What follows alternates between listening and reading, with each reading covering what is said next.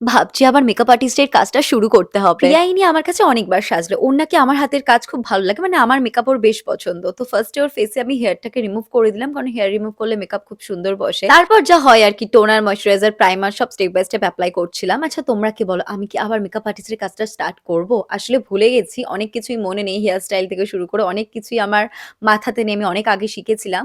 তো এখন যদি আবার কাজটা স্টার্ট করি আরেকবার ভালো করে ঝালিয়ে নিতে হবে। মানে আবার কোথাও একটা ভর্তি হয়ে হাতটাকে একটু ভালোভাবে সেট করে নিতে হবে। কমেন্ট করে জানাও তো করব কিনা? কারণ অলরেডি আমি এখন যথেষ্ট ভালো সাজি। আমার নিজের উপর কনফিডেন্ট আছে। বাট আরেকটু প্র্যাকটিস করে নিলে আরো বেটার হতে পারবো। সো কথা বলতে, বলতে দেখো এখানে আমার মেকআপটা প্রায় কমপ্লিট হয়ে গেছে। ও একটা পুজো বাড়িতে যাবে। তার জন্য বলেছিল যে মেকআপটা একদম নরমাল রাখতে। পুরোটাই ওর পছন্দ মতো আমি করেছি। ঠিক যেরমটা ও বলে দিচ্ছিল। মানে হালকা আই, হালকা মেকআপ, হালকা একটু ব্লাশার। তো তারপর আমি ওখানে ওর লিপে লাগিয়ে নিলাম এই Maybelline এর লিপস্টিকটা। এটার শেড হচ্ছে Amazonian ভীষণই ভালো একটা নিউড শেড। যেকোনো স্কিন টোনেই বেশ ভালো লাগে। একটা দারুণ হাইলাইটারের খোঁজ দিচ্ছি। এটা হচ্ছে প্যাকের হাইলাইটার পিঙ্ক শেডের।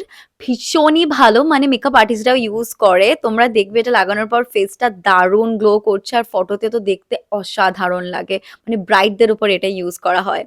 তো দেখো ওর মেকআপটা কমপ্লিট হয়ে গেছে। কমেন্ট করে জানাও কেমন লাগছে। এরকম মেকআপের ভিডিও আরো দেখতে চাইলে আমাকে কমেন্ট করো। বাই।